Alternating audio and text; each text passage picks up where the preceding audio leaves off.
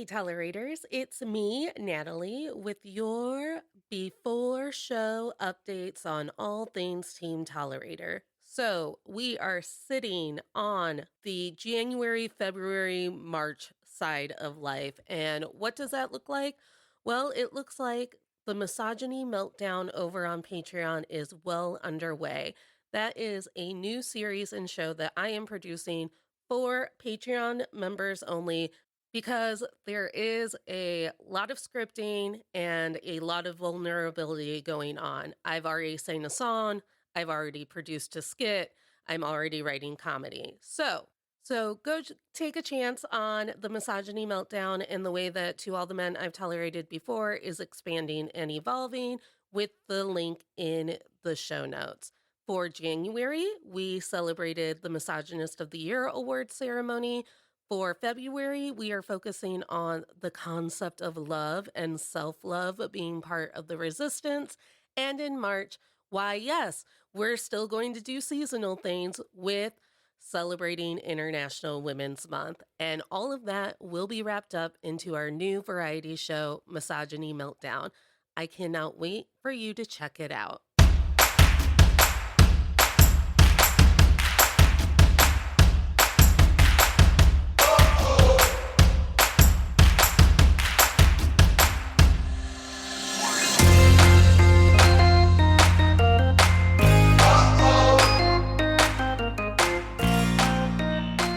Hey, Tolerators, this is To All the Men I've Tolerated Before with Natalie Katona, your weekly look at everyday misogyny. I get to feel like I'm a very cool person today, so everyone buckle up.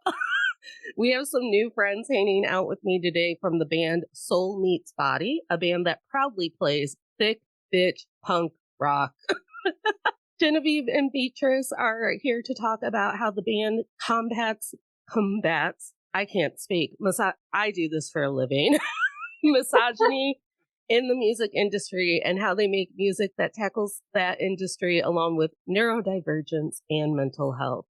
Welcome to the show. Thank you so much for being here. Thanks for having us. We're really excited. We've been talking about this for a while. Yeah, I loved our little preliminary meeting. I cannot wait for y'all to be in Dayton for the tour and Cincinnati. Yeah, we're super excited to play at Blind Rage. It looks like a super cool spot. Haven't been there yet, but I am also aware that the owner of the place is trans, and she has like these shirts that say Blind Rage that are in the style of the Black Flag like band T-shirts. But it has the trans flag on it, and I'm like, that kind of goes crazy. I kind of want to buy one.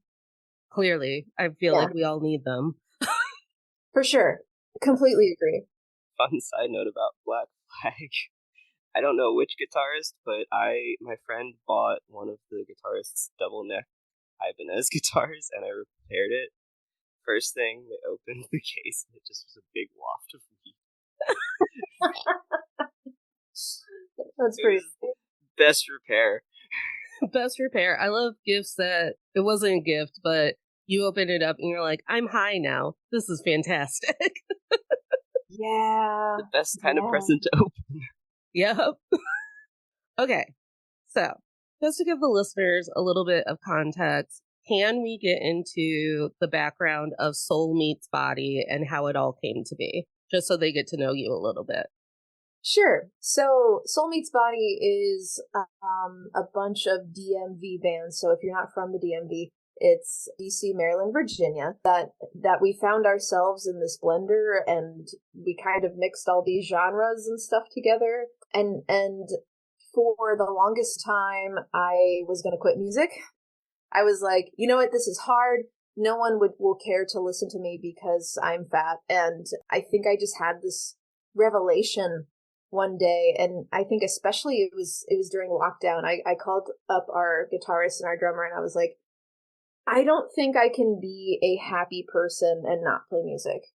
And they were like, okay, let's do it, pedal to the metal. So Soul Meets Body kind of formed from some other bands into this one, and now we're a big, happy punk rock, thick bitch punk rock family.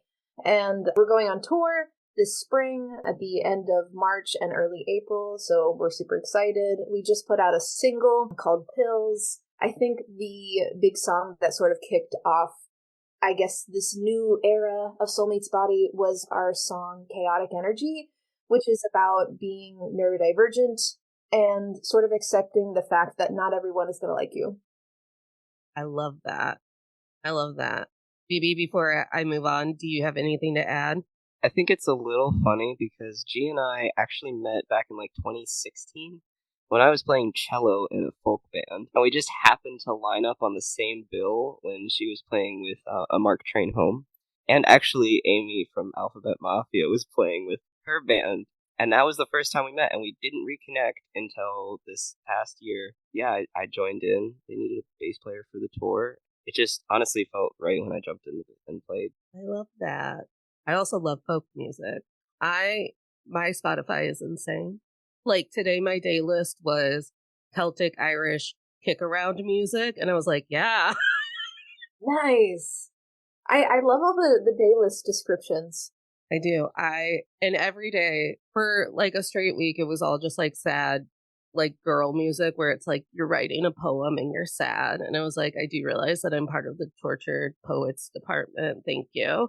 And today it was like sea shanties, anyone? That sounds like my poetry. Recently, I've been listening to Gregorian chant. Ooh. It's all right, cool. All right. It's calming. Do some yoga listening to chant. Yes. Yes. No, I have always been a person who kept their iPod Classic on shuffle, and it's like I want to listen to the soundtrack of Beauty and the Beast, but maybe we bounce over to Green Day, but maybe I cry to Sarah Bareilles. We don't know.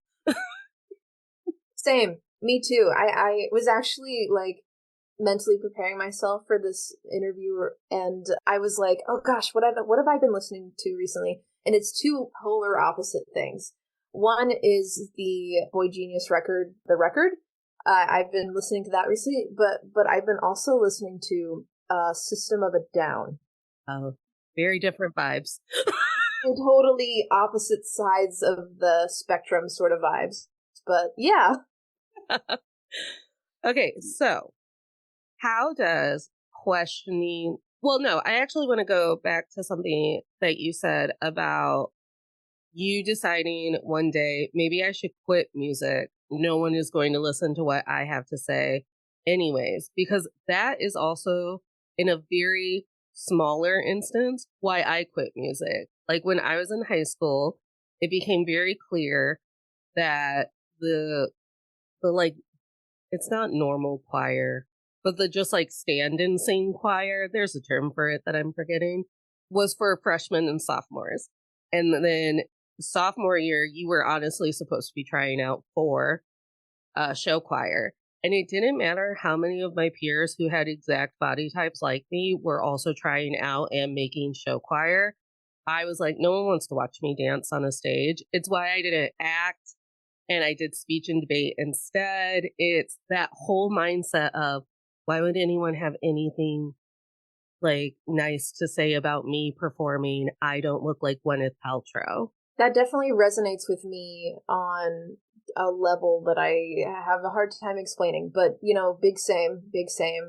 I think like looking back, do you ever look back at photos of yourself like when you were a kid and everyone called you fat, chubby, whatever, but like looking at that photo, you were like, I was just a child. Like I just had a regular body.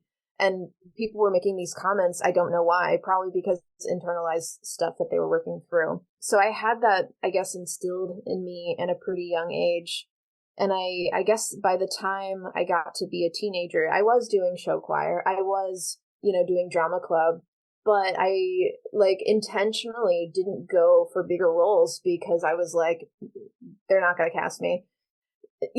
I think we still do like a lot of typecasting and sort of shows like that, but I guess I grew to really like music, and I was in my first band, quote unquote band, when I was like in middle school and ended up going nowhere. But when I was in high school, I started a band with some of my friends from show choir. And we played some shows in Maryland and Pennsylvania. And that eventually turned into me like joining the music scene as an adult. Now, when I got to be an adult, like college age, to be honest with you, I kind of decided, okay, I'm doing music. And that was a motivator for me at the time to, content warning, lose weight. And to be honest with you, I was going to the gym a bunch. I was calorie restricting a bunch and lost like 60 pounds. And at the time, I had this mindset in my head that after I lost all the weight, after I was skinny, quote unquote, whatever, that everything would be fine. Little did I come to find that after I lost all that weight, I was still miserable. And I think a lot of people don't realize that like it's not necessarily about the weight loss as much as it is about the mindset. And after all that weight loss, I was still like miserable. I was still like looking at myself really like badly. Went to the mental hospital and had to do a 180 really quickly. From there, I kind of was like, maybe I am just not meant for this, because as on my healing journey, I started to gain weight back like many people do. It's a totally normal thing. So I was like, you know what, my body just is how it is. Maybe I wasn't meant for music. But then COVID happened and, we were all sitting at home, just thinking, just thinking all the time. All the time. Yeah. I think there was just like this spark, like a few weeks into lockdown that I was like, I need to play music to be a happy person. And if there's any time to, I guess, run the rat race, if you will, it's right now. And that's going to be hard, but like I don't think I'm going to be able to forgive myself if I don't try. And that turned into, how Soulmate's Body formed to what it is today. And it's been a process, growing up like chubby kid, staying chubby kid, losing weight, being skinny, feeling like shit about myself. Can I curse on this? Oh, for sure. We talk about everyday misogyny. All we do is drop F-bombs. Great. Feeling like absolute shit about myself, even after I lost weight, gaining the weight back, being like, maybe I'm just not meant for music because my body's just like this. And then like having this like eureka moment at the end, being like, I need to play music to be a happy person. And then also sort of discovering that there are more artists out there that aren't just me, like looking the way that I do. And I think this is also like a point in time where there was more of a conversation about representation in general, especially during 2020. I know I went to some protests for Black Lives Matter, and we were talking more and more about representation.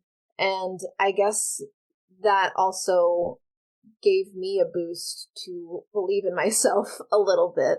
I love that. I love that because the reason why I always wanted to get skinny and make it all feel better is because I wanted male validation. And I was like, I'll get that engagement ring the moment I'm a size 9 or some dumb number. And now, as a person who has a feminist podcast who no longer dates who no longer dates men, I almost messed up my own line.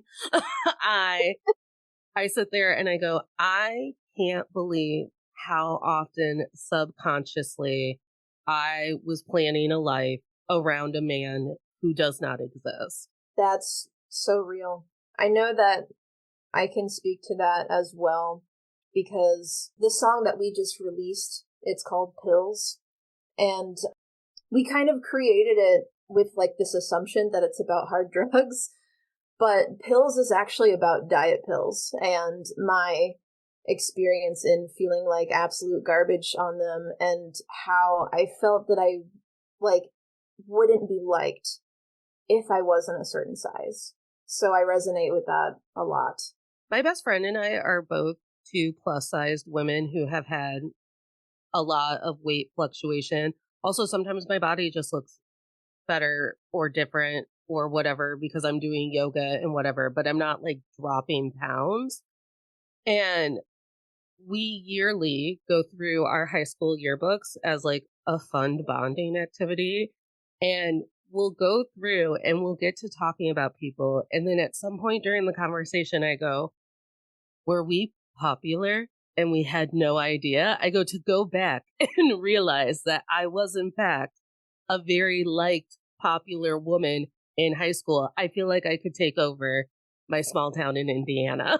It's wild that you mentioned that because I think I had a similar realization myself because I people react so weird when I tell them that I won homecoming queen when I was a senior, and my high school my yearbook I won. So this is low key embarrassing. I won best hug, most artistic, and most unforgettable. Oh, But when they came to me, they're like, the people that ran the yearbook, they're like, you have to pick one. So I picked most unforgettable because I was like, oh, that's sweet. that's what I would have picked too. I was gonna say it's hard. I guess like when you have a whole world pitted against you, telling you that like no one will ever like you, but like you even have the signs right in front of you that like, oh, I'm a very likable person. Yeah. Beatrice, do you have anything that was similar when you were practicing music, or did you ever take a break from music because something like that got to you? Yes, in a way. So I would say that I've never stopped playing music or making music or doing something musical. Both my parents are musicians. It's like in my blood that I have to do it. I love music. I mean, I've been playing cello since like first grade and all of that, but I would say there have been points where I have second guessed myself or just in general not felt like I was good enough to keep going. I would say one of those big ones is with my voice. I remember as early as like high school thinking like, I wouldn't mind being a singer. I kind of like being a singer, but I could never stand up there without like an instrument or without something with me. It's like I didn't have that confidence. And I even remember like when I was trying to get into Baltimore School for the Arts, which is like an art school in Baltimore for voice, I had people telling me that like, well, you don't have real classical training, you won't get it. But just the year prior in eighth grade, I was in the vocal group that you had to audition to get into, Mm-hmm. and like we were playing gigs, or we're singing gigs, and I was a soprano one. So believe it or not, uh, I used to sing higher than everybody in the choir except for one or two other girls. I'm an alto, and I'm like one of those resentful altos who's like, I want to be singing the fun part. Well, and that's kind of where it led to was in high school, and I got into Baltimore School for the Arts, but for cello, I was still in choir. Everybody in music had to do chorus. But my director couldn't stand to have a boy be in the soprano or altos. Ha, I'm trans, but also like I had a high voice. What else do you say? And so, I think that's kind of been another facet to that journey with my voice is like coming out and being dysphoric about my voice at times or not feeling like anybody would want to listen to a girl who has a deeper voice. And so there's been a lot of times where I've just been like, well, I'm not gonna worry about it. I have music, but it's okay. I'm just gonna make it for myself. And being honest, I think Soulmate's Body is one of those things that's changed that for me. Being G's backup singer and like just kind of filling in these parts and even having the occasional little spotlight on myself. It's nice. And I think it's been more affirming to be like, yeah, you can sort of sing. It doesn't sound horrible. I think BB is being very, very like humble right now. Beatrice is one of the most talented musicians that I know. Of course, cello. The Cello, bass, vocals. She writes music. She thinks within multiple facets of music. She's being very, very, very humble. I just wanted to add that. We will brag about you so you don't have to. But the idea, like, I just want everyone to be picturing like a first grader that you know, and now picture them standing next to a cello. Like the physicality. I think what it was in kindergarten, my mom handed me a violin. My mom's a violist violinist, my dad's a cellist. And my brother had played violin already because he's 3 years older. Hand me a violin, and I played it for, I don't know, maybe like a month. And I was like, this is terrible. I can't do this. I want to play what dad plays. And so we got a 16th size cello. A 16th size cello is about the size of a bigger viola. So my mom would sit in the basement playing my cello like a viola. And it's such a small baby cello. It's really cute. I worked at a violin shop for a while, and I got to like service these instruments, like 16th size, 8th size, quarter size cellos. I think there was even a 32nd size, and it was so tiny. I was like, who is playing this? A toddler? I have like giant hands. So like thinking of doing something on a very tiny instrument, I'm like, oh, I'm breaking so many things. I'm just breaking it. It's not really easy to see. I wish I had like, I don't know, nasal spray next to it. I got short, stubby fingers. So like, it's honestly a little bit harder to play guitar. That's one of the ones that I songwrite more on, so it's funny, like, trying to be a guitarist and, like, have these sausage. But I think also the story about the soprano and alto and your shitty chorus teacher just having a mind block in their head to be like, no. Because when I think of sopranos in chorus, I think of my very pretty, lithe, blonde friend telling me, stop trying to ruin your voice singing my part. And me being like, well, if I really grind down, I can do it though. And it's always a pretty little blonde girl that like conjures up for me when I think of sopranos. And then I think about all of the moments where my deeper voice had a moment where I like hit a sweet spot in a song. And the one that I can think of right now is the woman's part in the Baptize Me duet in Book of Mormon. And my sister and I always talk about how that song perfectly encaptures our range to where we can actually feel like we're good singers while doing it.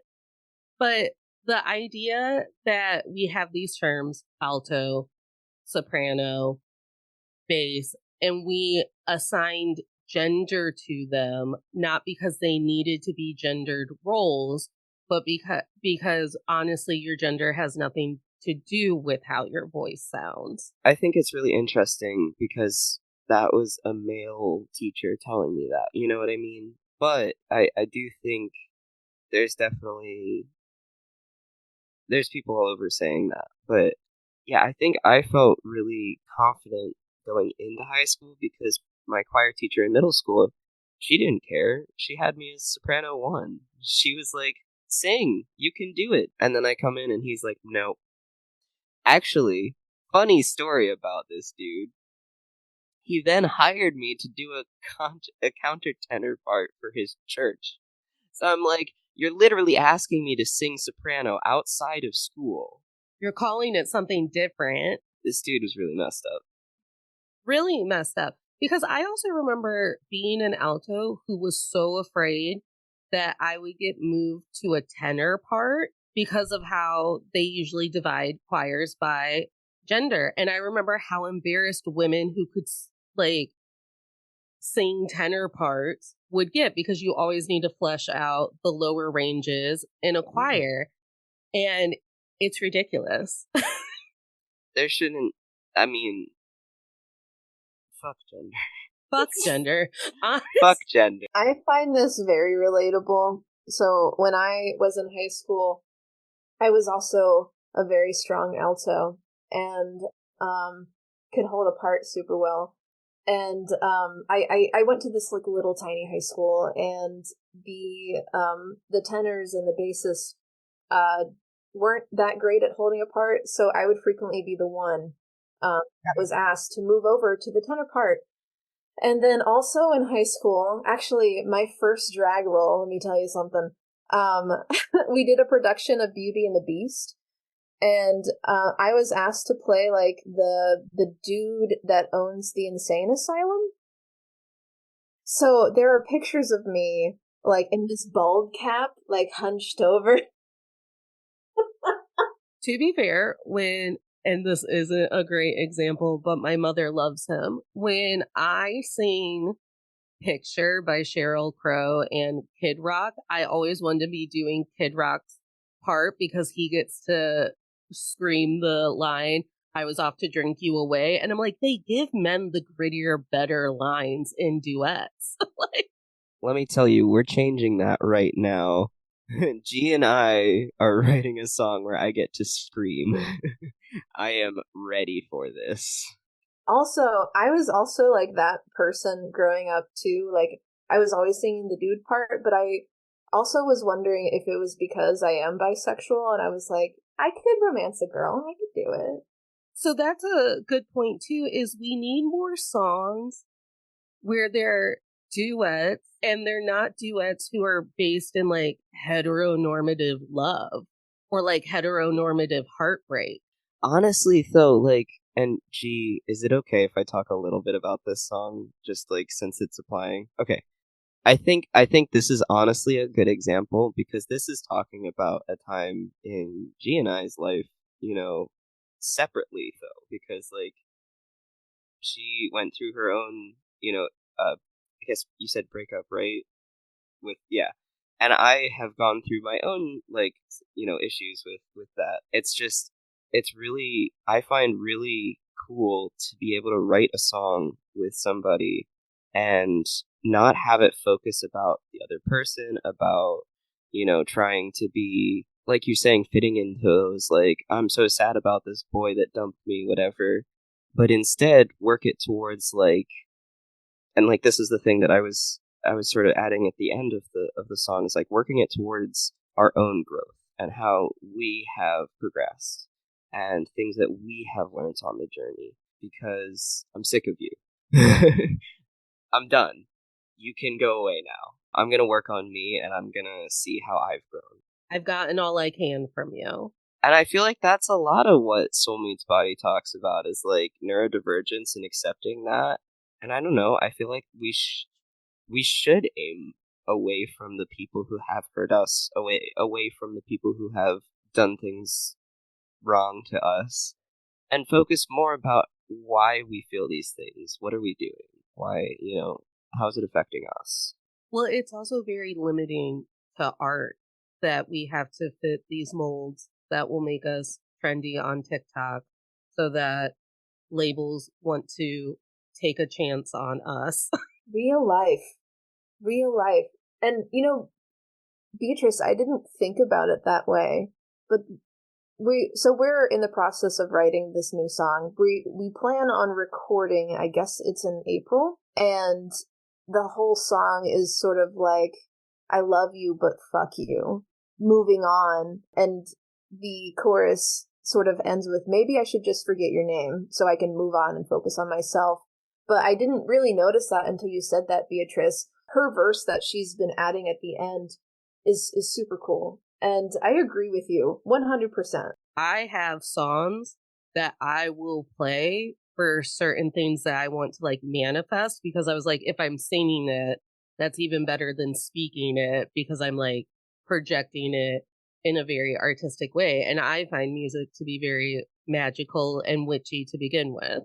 The whole like backstory behind Soul Meets Body's name is actually like very spiritual. So Soul Meets Body is a song by the band Death Cab for Cutie. But what resonated with me when we were like putting this band together was like I am definitely one of those people that thinks that things are interconnected and that like we all affect one another. And all of these things definitely tie together. And it's one of the reasons why Soul Meets Body, like the name as a band, resonated with me so well, because I was like, yeah, that's us. And honestly, I feel like another layer of like our band name is I feel that we're constantly growing, we're constantly developing, we're constantly evolving, becoming new. And I think that all ties in, Soul Meets Body, becoming new, never really staying the same. I feel like, even like every single song that we write is not really tied to anything else. It just kind of is. My girl Stevie Nicks, who will do interviews and be like, I don't understand why people think that I'm like some high priestess witch. I've never understood that. And it's like, well, Stevie, I have watched you curse Lindsey Buckingham through Silver Springs. Like, I have watched you like place a curse on him. Whether or not you meant to, that's what happened.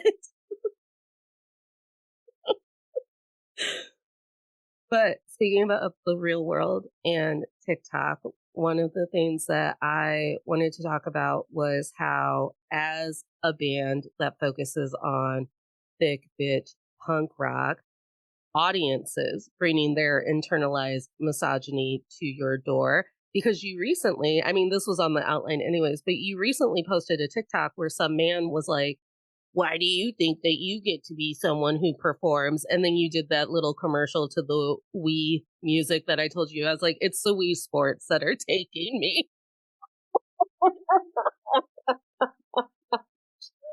Okay, the people that comment on our videos like that, little do they know that I just live for just proving them wrong. I just eat it up like candy. So amazing. Long story short, someone commented on our video that I was too fat to front a band, or too fat to sing the way that I do, to perform the way that I do.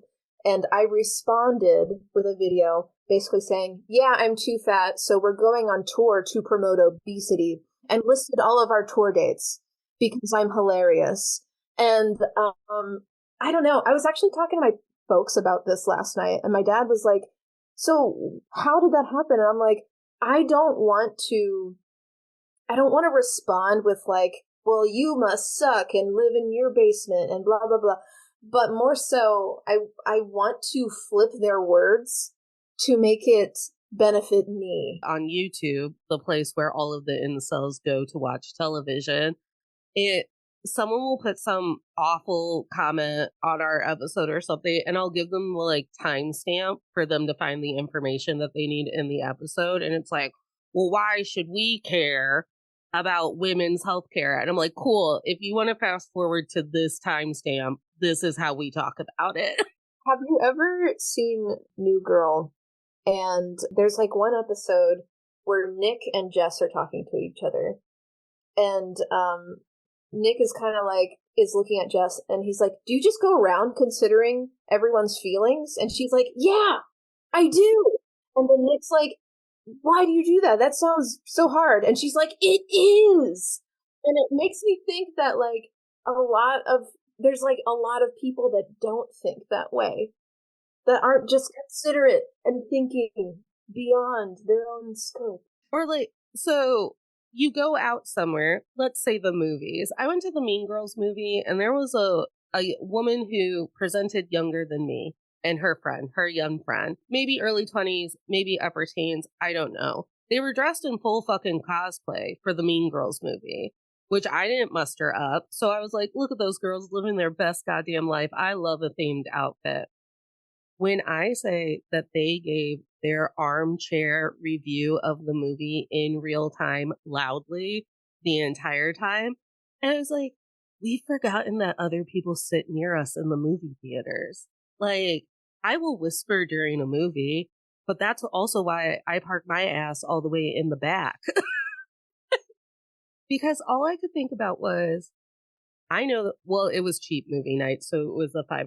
It was a $6 ticket for anyone who doesn't have the membership like I do. And I was like, so here you are spending your $6 and then your $14+ on popcorn to literally just like talk about whether or not the girl playing Karen was dumb looking enough. And I was like, well, that's inherently racist. And she's already like confronted that on the tour, on the press tour. And she's like, yeah, it turns out brown people can be and will be dumb.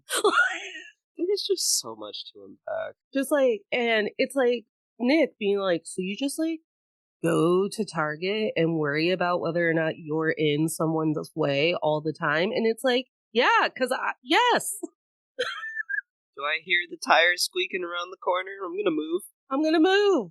The fact that people take their energy, their misogynistic, racist, homophobic, transphobic energy and go, I will type out a comment. And then the flip side of that is every time I've written a positive comment online, I'm like, oh, they're gonna think I'm lame. They're gonna think I'm trying hard. They're gonna think that I'm stalking them. Like I comment pretty much the same comment on every Dropout cast member's post if they're posting about the same episode, but I make sure to like change it so it's not like I searched all of your guys's posts and then made sure to copy and paste this. But I will get through that just like hyping up the Dropout new episode and be like, oh my God, they think I'm stalking them. They're never going to hire me for anything because I'm probably like blacklisted in their company. No. I actually really, really appreciate anyone that like is consistently engaging with our stuff. And like to a point where like I've almost become friends with some people just because they consistently show us support. So I will send them a message and be like, you comment on like almost all of our posts. And I just want to let you know, like, thank you. I appreciate it. Where are you from? And talk to them. And honestly, anyone that thinks that positivity is cringe can go fuck themselves. Because like it makes my day, honestly. And I try to do the same kind of energy with like other like musicians that we're friends with. So I'll comment like, this is a great song. I love it. It's on my playlist. And like I don't know. There's not enough positive energy out there. I try to get this across to as many people as I can when people are pitting the like heavy hitters of the music industry or the movie industry or anything against one another. And my go-to line is to always say, hey, we didn't wake up one day and go, am I Team Swifty or Team Queen Bey? They implanted it into our brain that we had to be one of them. And it's through that split that now they know, okay, we're safe from Queen Bebe and T Swift from ever joining forces and actually taking over the world because they divided them. I go, it's always them. They are dividing us. I go, Beyonce and Taylor Swift didn't decide to divide themselves like the misogynists did, the patriarchy did, the racists did. And you have to start looking at those structures that were put into place and how they're doing that so we feel small and divided and we're not complimenting one another and supporting one another. Why are we pitting Beyonce and Taylor Swift against each other? They can both be really good artists and just coexist as both good artists. Like, why do we have to create a hierarchy of any sort? Imagine like the team that they could build together. Imagine the Beyonce Taylor Swift collab. The internet would break. It's a totally formulated thing by, whoever out there. Because if you look at, like, how music is made and, like, how albums are recorded and stuff, I think a great documentary for this would be, like, the one that Dave Grohl did on Sound City. How many of those bands just happen to be in the same room and, like, talking to each other, collaborating at the same studio? And that's where this amazing music comes from. Fleetwood Mac was there, like their first two albums there. Anyway, but I just find it really interesting to see how the studios themselves are hosting the artists next to each other. You know what I mean?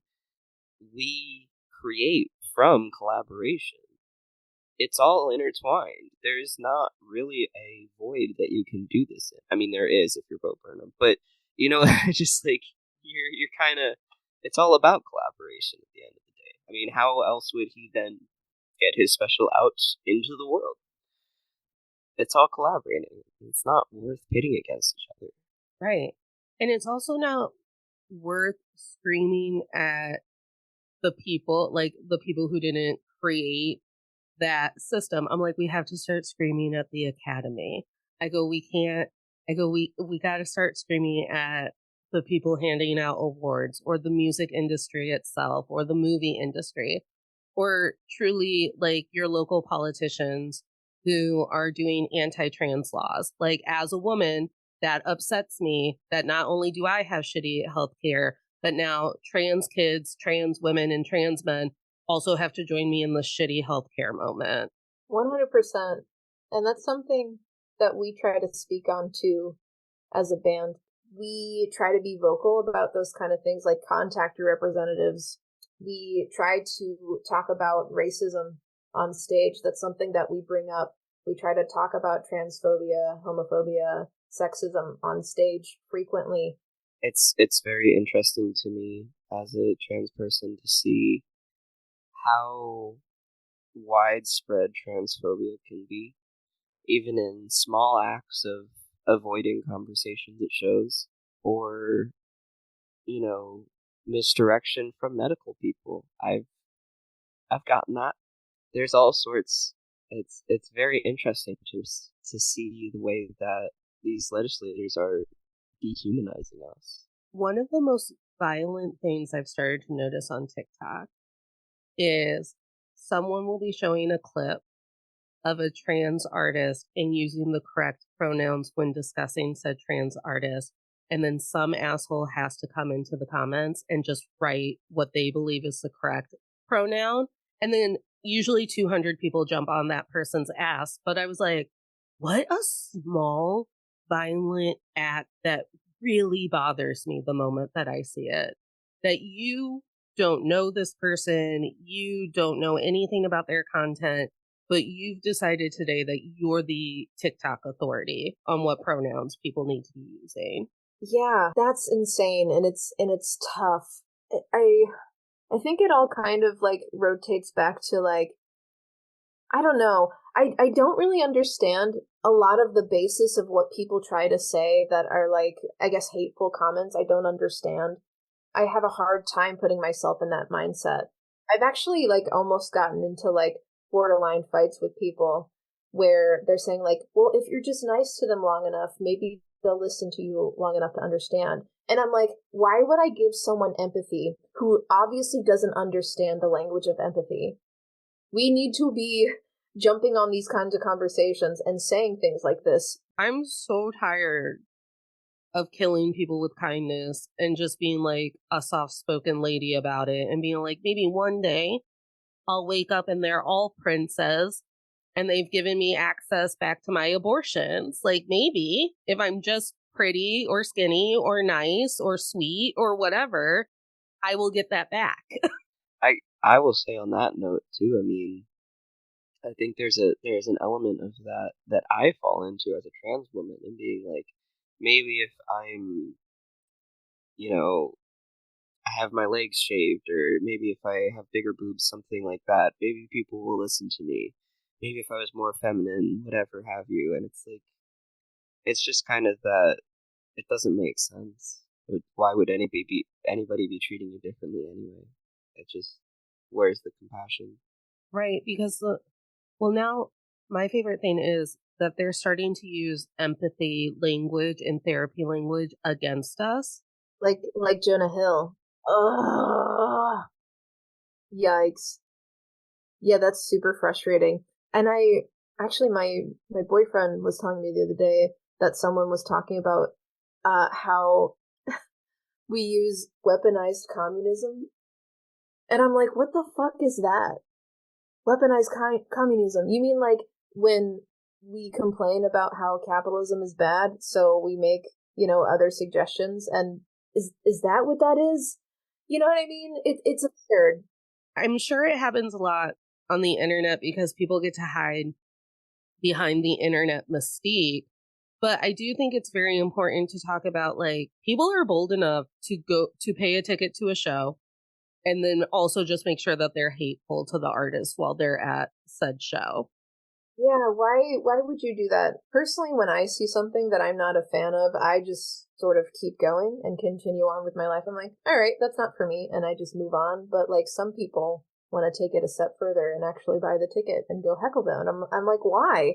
I say things like that all the time when I'm closing out shows where I'm like, yeah, if you somehow stumbled on my show and you're a racist homophobe who's also misogynistic, like truly, and I mean this with all sincerity, my show and my platform is not a safe place for you. Like, you need to go back to your safe place. My place is going to be violent towards you.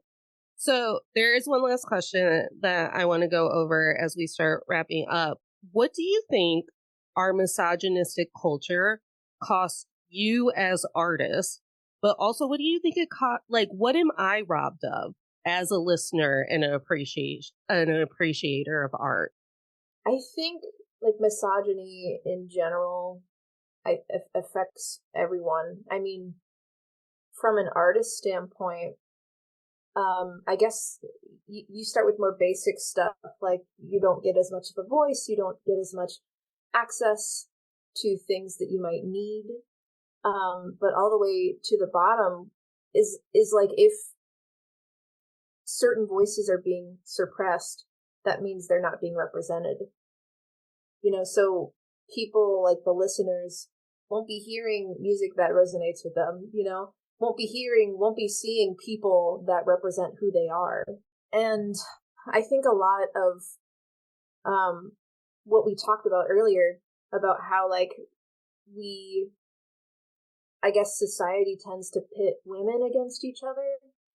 The big one with Beyonce and Taylor Swift, like I think that is ultimately harmful for everyone because it's creating lots of divides.